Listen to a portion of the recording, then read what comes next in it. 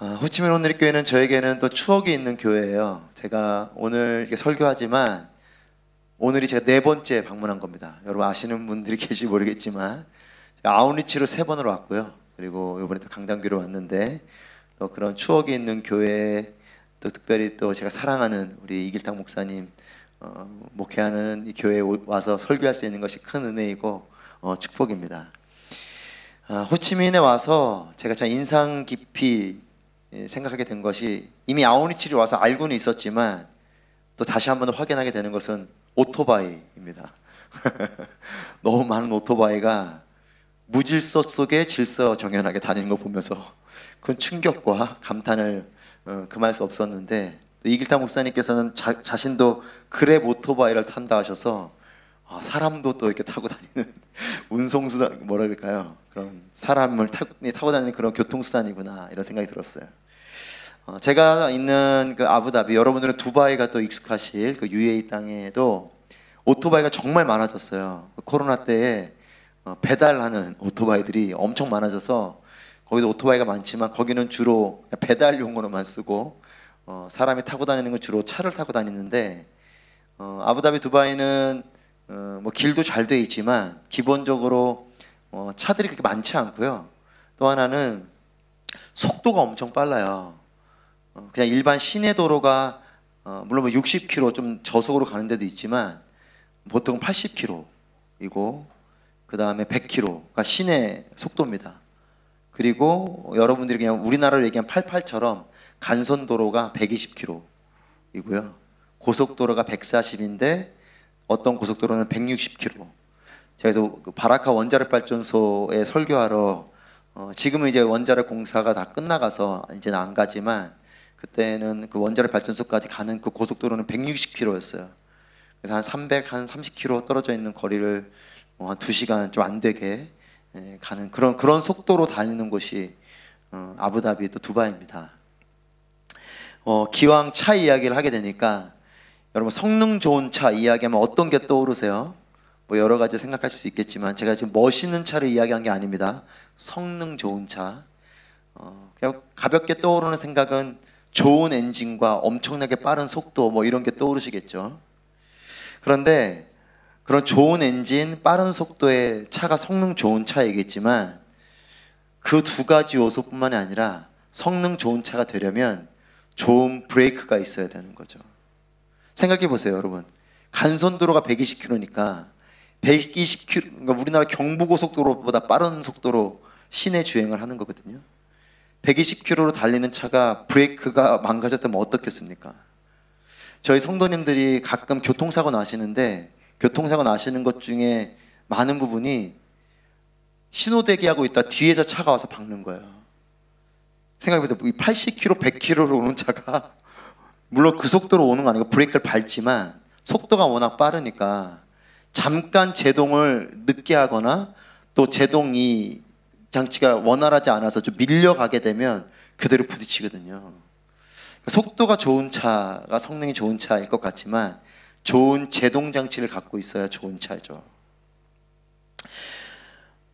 제가 이 호치민 와서 참 놀란 것은 저희 이번에 휴가를 겸해서 와서 저희 가족들도 같이 왔는데 이제 아부다비 같은 경우는 그렇게 차들이 보통 시내 주행을 80km, 100km 이렇게 하지만 건널목에 사람이 건너기 시작하면 차들이 다 멈춰요. 빠르게 오다가도 사람이 진입하면 멈춥니다.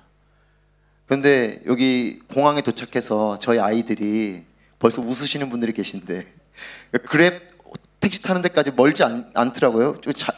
얼마 안 되는 건널목인데 저희 아이들은 이제 아부다비 생각하고 캐리어를 끌고 이게 건너면 차들이 다 쓸 거라 생각한 거예요. 근데 그렇게 빠르지 않은 그런 오토바이들이나 차들이 안 멈추고 오는 걸 보면서 아이들이 이렇게 하다가 이게 뭐야? 이렇게 외쳐댔었어요. 제가 그때 느꼈습니다. 정말 위험한 차는 빠르게 달리는 차보다 멈추지 않는 차구나. 건널목이 그렇게 빠른 속도는 아닌데도 계속 멈추지 않고 오토바이들이 차들이 다가오니까 더 무섭더라고요. 제가 그래서 우리 인생도 어쩌면 빠르게 달려가는 인생이 위험한 게 아니라 잘 멈추지 못하는 인생이 위험할 수 있겠다라는 생각을 하게 됩니다. 여러분 성경을 보면 하나님께서도 그 발걸음을 멈추게 하실 때가 있죠. 때로는 멈추게 하는 정도가 아니라 뒤로 돌아가게 하시는 경우도 있습니다. 이스라엘 백성들의 광야의 여정을 보면 하나님께서 주시는 브레이크를 보게 될 때가 있는데, 하나님께서 멈추게 하시고 때로는 돌아가게 하시는 것, 그것에는 분명한 이유가 있기 때문이에요. 하나님이 그냥 멈추게 하시지 않습니다. 하나님께서 그냥 돌아가게 하시는 게 아니죠. 여러분의 삶에도 내가 멈추는 때가 있습니까? 때로는 돌아가는 때가 있습니까? 그때 하나님께 물으셔야 돼요. 하나님 분명히 이유가 있어요. 나를 멈추게 하실 때는, 나를 돌아가게 할 때에는 이유가 있는 거죠. 그렇기 때문에 하나님 나를 왜 멈추게 하십니까? 이게 불평하는 기도보다는 하나님 이 멈춤이 어떤 의미입니까? 기도가 필요한 때인 거죠. 하나님께서 멈추게 하시는 이유가 있는데, 그것은 특히 이스라엘 백성들의 광야의 여정을 보면 순종을 가르치시기 위해서 멈추게 하시는 것이에요.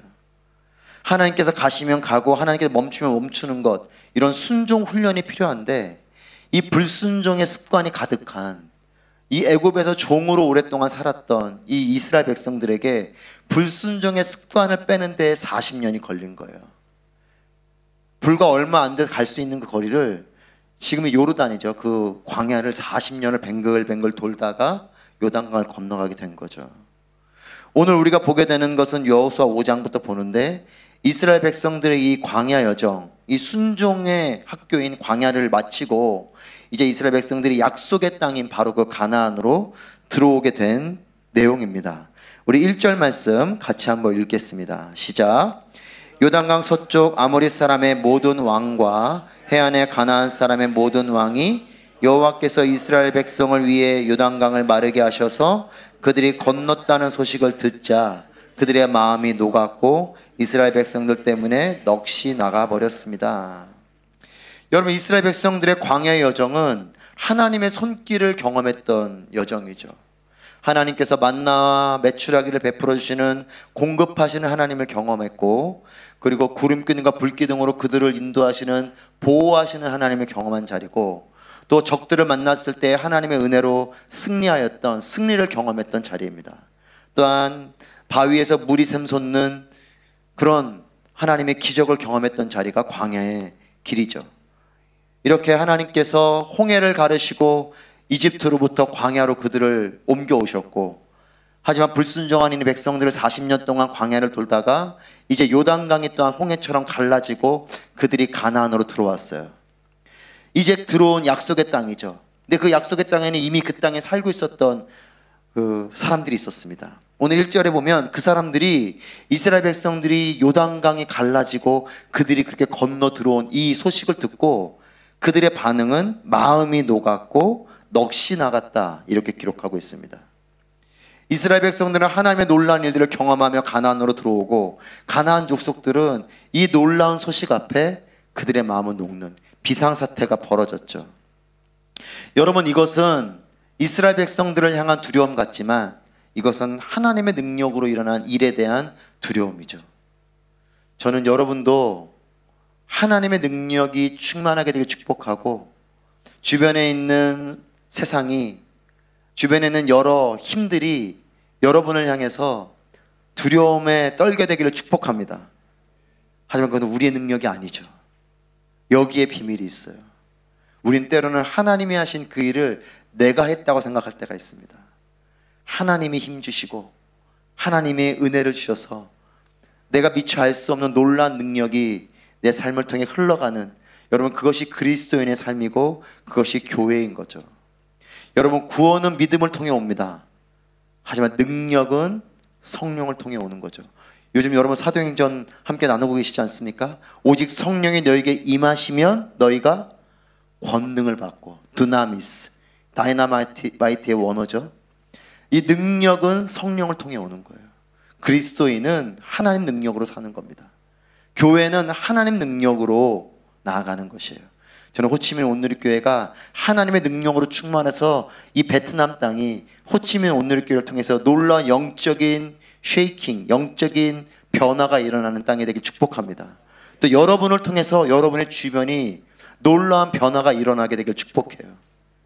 여러분, 물질이 능력이 아니고 하나님이 역사하시는 물질이 능력이에요. 권력이 능력이 아니고 하나님이 역사하시는 권력이 능력이에요. 저는 여러분이 그런 능력을 갖게 되길 축복하고 여러분의 자녀들이 그런 능력을 갖게 되길 축복합니다. 하나님이 하시면 세상이 두려워 떠는 것이에요. 이제 이스라엘 백성들은 사기가 하늘을 찌르고 있는 상태고 그 가나안 족속들은 두려움에 떨고 있습니다. 이제 이들이 가나안으로 들어가서 정복 전쟁을 할 텐데 너무나 좋은 기회죠. 이스라엘 백성들에게는 그들이 이미 사기가 다 떨어져 있으니까 이제 진격하면 이기게 되는 것이에요. 사실은 객관적인 전력으로 보면 이스라엘 백성들보다는 가나안 족속들이 더 힘을 가진 족속들이지만 하나님이 함께 하시기 때문에 이스라엘 백성들은 사기가 충천하고 가나안 족속들은 두려워 떨고 있습니다. 너무나 좋은 타이밍이에요. 이제 나가서 승리하면 될 타이밍이 됐습니다. 그런데 오늘 본문 말씀을 보면 하나님의 느닷없는 명령이 임합니다. 2절 말씀 같이 읽습니다. 시작. 그때 여호와께서 여호수아에게 말씀하셨습니다. 너는 돌칼을 만들어 이스라엘 백성들에게 다시 할례를 시행하여라. 아멘. 여러분 2절에 그때 이렇게 나와요. 성경 있으신 분들은 거기에 조금 표시를 해놓으세요. 그때. 이때가 언제예요? 승리가 눈앞에 보이는데, 이제 진격하면 되는데, 우리는 사기가 충천하고 상대방은 벌벌 떠는 그때인데 하나님께서 뭘 명령하시냐면 너네 멈춰서서 할례를 행해라. 여러분 할례가 뭡니까? 할례는 창세기 17장에 보면 아브라함에게 수많은 나라의 조상이 될 것을 말씀하시면서 이스라엘이 하나님께 선택되어 언약을 맺은 백성이 되는 이 언약 맺은 백성이라는 징표로서 하나님께서 하게 하신 일인데, 태어난 지 8일 만에 된 남자아이의 성기의 포피를 잘라내는, 그래서 하나님 백성임을 약속하는 상징과도 같은 것이 바로 이 할례입니다. 이 할례를 지금 하라는 거예요. 근데 할례를 왜 해야 되는지 이유를 4절부터 6절에서 성경 기록하고 있는데, 이들이 이집트에서 종살이 할 때에도 이 이스라엘 백성들은 계속 할례를 해왔습니다. 하지만 이들이 홍해를 통과해 이제 광야로 나왔을 때에는 할례가 멈춰져 있었어요. 그때 광야 생활할 때는 할례를 하지 않았어요. 노예로 있었던 이집트에서 했던 이 할례를 정작 광야에서는 하지 않았고, 할례를 받았던 그 세대는 이 40년을 돌면서 이제 다 죽었고, 남자들이겠죠.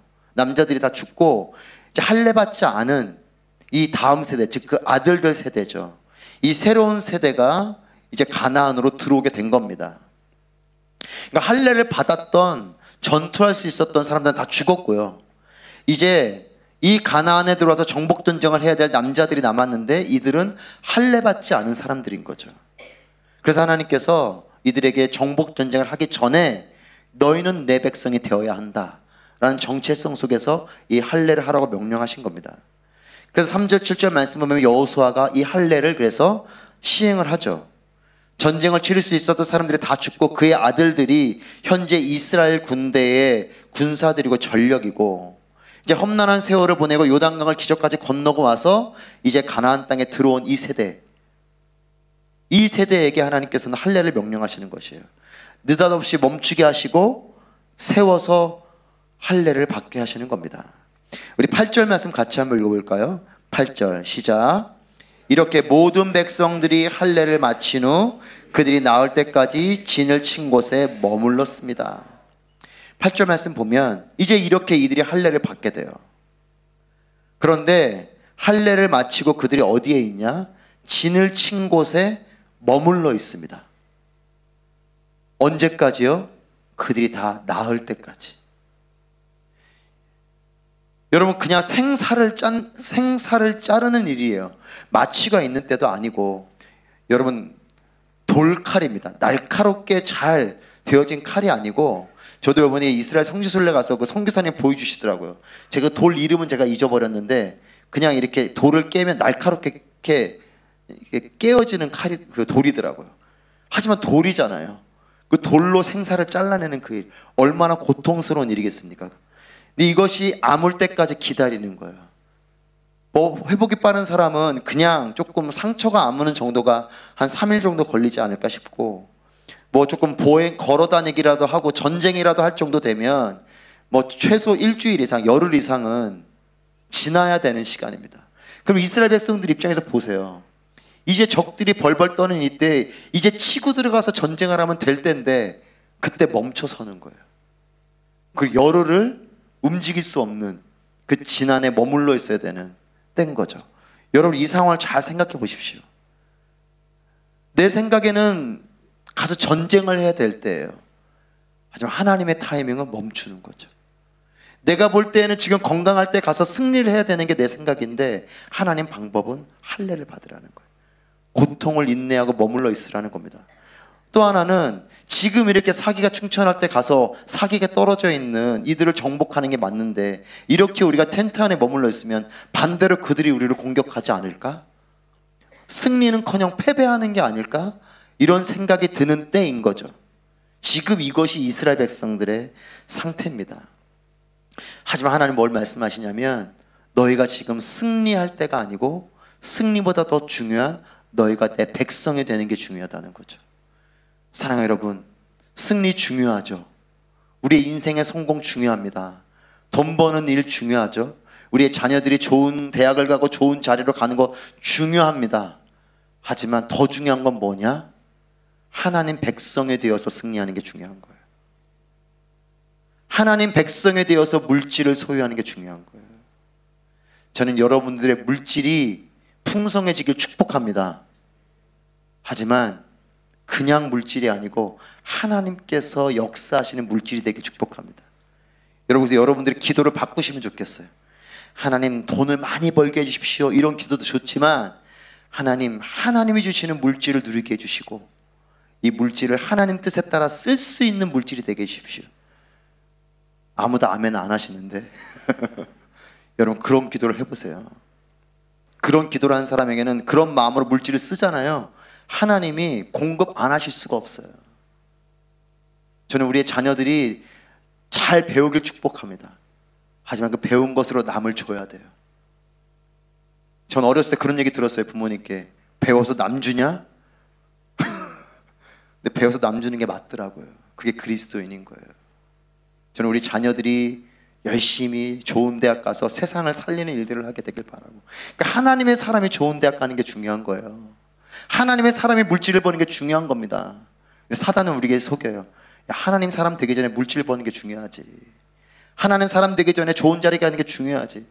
여러분 저는 강남에서 사역하면서 그런 얘기 종종 들었는데 중고등학교 때 신앙생활 안 합니다. 학원 가는 거죠. 그리고 좋은 대학 가요. 그 부모님들 기도 제목 뭔지 아세요? 이제 우리 아이들이 신앙생활 하는 게 기도 제목이에요. 근데 이미 늦었어요. 걔네들은 중고등학교 때 신앙생활 안 했던 애들이라 대학 가고 신앙생활 안 해요. 사랑하는 여러분, 우리가 성공하는 것보다 더 중요한 건 하나님이 함께 하시는 거예요. 하나님은 그걸 말씀하시는 거예요. 너희 머물러서 승리 이전에 중요한 건 너희가 내 백성이 되는 거다. 우리의 생각과 하나님 생각은 달라요. 우리의 때와 하나님 때는 다릅니다. 하지만 하나님의 때가 맞아요. 하나님 방법이 맞는 거예요. 저는 여러분들의 인생 가운데 그것이 성공의 때이든 때로는 실패의 때이든 건강한 때이든 때는 건강을 잃을 때이든 내가 잘 나갈 때든 멈추는 때든 어떤 때든 중요한 건 그것이 하나님의 시간이 되길 축복합니다. 여러분 그런 사람은 불평하지 않고 기도합니다. 그런 사람은 내가 멈춰설 때 원망하기보다는 하나님께 기도하는 거죠.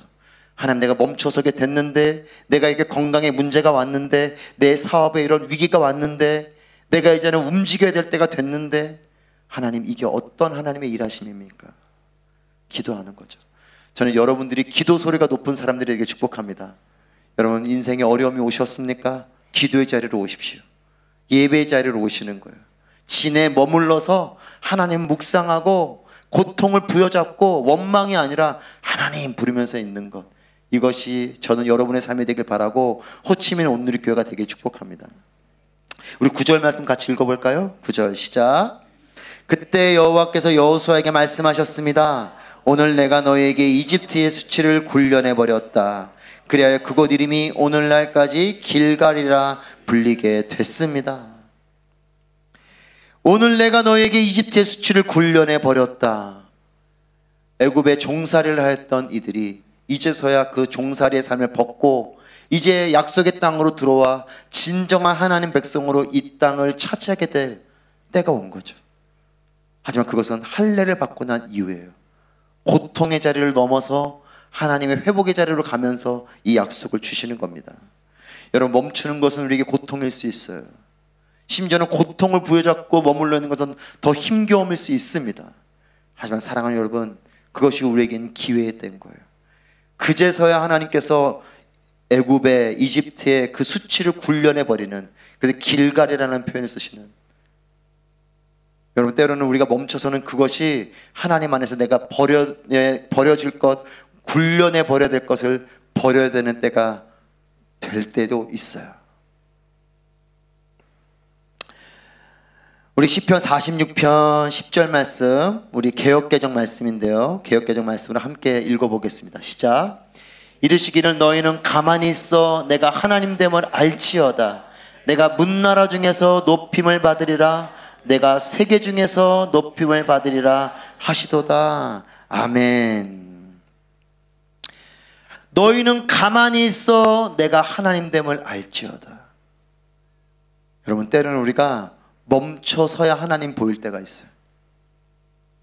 내가 막 달려갈 때는 못 볼 수 있어요. 내가 막 달려갈 때는 못 들을 수 있습니다. 제가 군대에 있을 때 병장 휴가를 받아가지고 저랑 같은 이제 그 동기랑 휴가를 갔어요. 병장 휴가를 갔는데 지금 그 친구는 말레이시아에서 선교사로 있어요.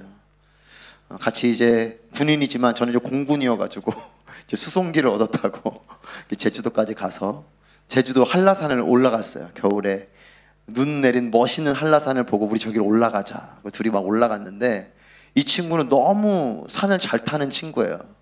제가 보이긴 이렇게 보여도 저도 그래도 좀 운동 좀 하거든요. 너무 크게 웃지 마십시오. 그런데 못 따라가겠는 거예요, 그 친구는. 그래서 막 한참을 그래도 어떻게 해요? 동행이 있으니 안 따라가면 안 되잖아요. 또 남자이고 오기가 있으니까 그래 나도 올라간다 그러고 가는데 안 돼요, 안 돼. 그래서 중간쯤에서 제가 포기했어요. 먼저 올라가라. 나 좀 천천히 갈게. 그래서 그 친구는 먼저 올라가고 저는 이제 따라 올라가는데 제가 그때 깨달았어요. 그 한라산 중턱까지 올라가면서 제 머릿속에 기억에 나는 건 뭐냐? 그 친구 엉덩이인 거예요. 아무 기억이 안 나. 내가 뭘 봤지? 이 아름다운 한라산을 올라왔는데 내 머릿속의 기억은 그 친구 엉덩이. 멈춰 서고 나니까 그제서야 한라산 설경이 들어오더라고요. 그 아름다운 한라산의 모습이 들어오고, 또 이제 눈이 왔으니까 등산로여도 길이 미끄럽잖아요. 아이들도 올라오더라고요. 아이들 손도 좀 잡아주기도 하고, 또 연세 드신 할머니 할아버지님들 또 좀 도와드리기도 하고, 그러면서 제가 올라갔어요. 그러면서 그런 생각을 하게 되더라고요. 그래, 어쩌면 인생이 저렇게 막 정상을 향해서 막 달려가는 것, 그런 성취감을 향해, 그런 속도감을 향해 나도 살아왔지만 어쩌면 내가 그렇게 살아가는 삶 속에 놓치고 있는 것들이 있지는 않았을까? 하나님께서 보여주시는 것을 못 보고 있지는 않았을까? 하나님 말씀하신 거 못 듣고 있지는 않았을까? 때로는 조금 멈춰서는 그 일이 나에게는 실패 같지만 그 자리에 멈춰섰기 때문에 누릴 수 있는 것들이 있었다는 거죠. 너희는 가만히 있어 내가 하나님됨을 알지어다. 여러분의 삶의 때는 멈춰설 때 그걸 기억하세요. 아, 하나님이 보여주시려나 보다. 하나님이 나에게 말씀하신 거 내가 듣게 되나 보다. 저는 여러분들이 가만히 있어서 하나님을 발견하게 되는 여러분과 교회가 되기를 축복합니다. 여러분, 11, 12절 말씀을 같이 읽어볼까요? 시작. 그리고 6월절 다음 날부터 그들은 그 땅에서 난 것을 먹었습니다. 그날 그들은 무교병과 볶음곡식을 먹었습니다. 그들이 그 땅에서 난 것을 먹은 다음 날 만나가 그쳤습니다. 이스라엘 백성들을 위한 만나는 더 이상 없었습니다. 그에 그들은 가나안에서 난 것을 먹었습니다. 아멘. 그 땅에서 난 것을 먹었습니다. 여러분, 만나가 그쳤습니다. 어떤 마음이 드세요? 하나님께서 광야를 통과하는 이스라엘 백성들에게 주셨던 만나, 선물과도 같은 만나, 축복과도 같은 만나가 그쳤어요. 40년 동안 그들과 함께 했던 하나님의 선물, 이게 멈췄어요. 그런데 그것은 멈췄지만 그들이 가나안에서 난 것을 먹게 됐다. 여러분, 축복이 멈춘 것 같지만 그렇지 않습니다. 하나님의 새로운 축복이 임하게 되는 거예요. 만나는 광야에서의 음식입니다. 젖과 꿀이 흐르는 땅인 가나안으로 들어와서는 이제 그 땅의 풍성한 것을 먹게 되는 게 축복이죠.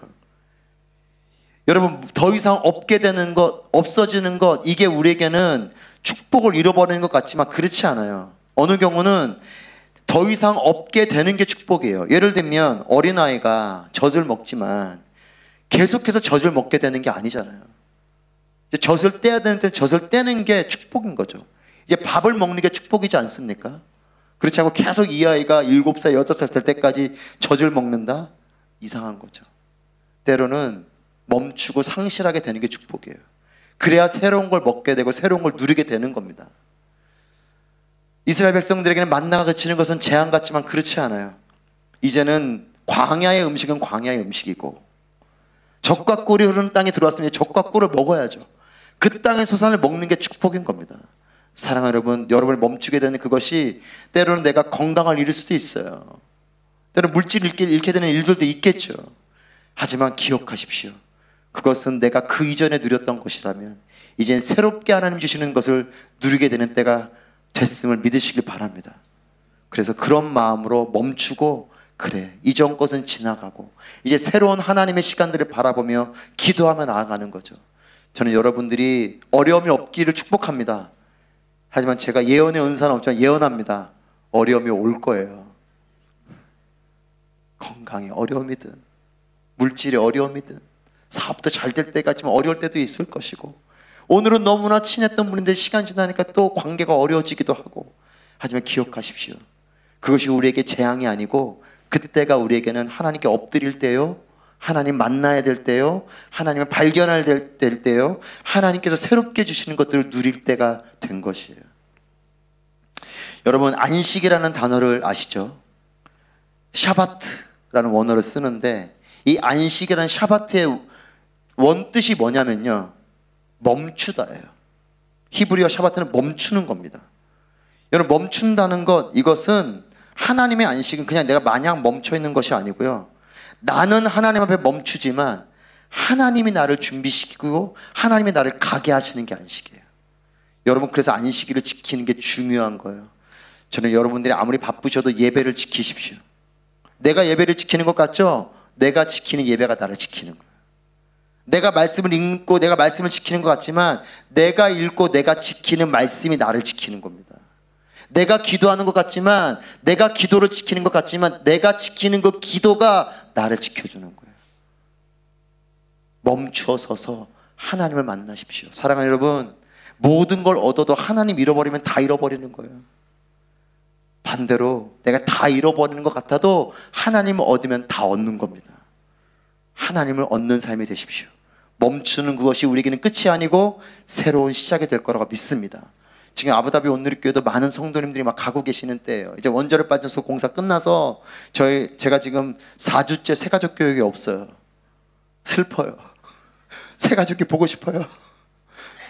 그리고 또 제가 지난주에 6가정 귀국 인사시키고 왔어요. 저희는 오시는 분은 없고 가시는 분만 있어요. 하지만 저는 기도해요. 하나님, 사람이 떠난 것이 우리에게 슬픔이지만, 아쉬움이지만 하나님 영광이 떠나지 않는 교회가 되게 해주십시오. 기도가 다른 거죠. 여러분, 하나님 왜 이렇게 사람이 빠집니까? 이런 원망의 기도가 아니라 사람이 빠지는 상황 속에 우리의 기도는 하나님의 영광을 바라보고, 저는 여러분들이 그런 교회가 되게 축복합니다.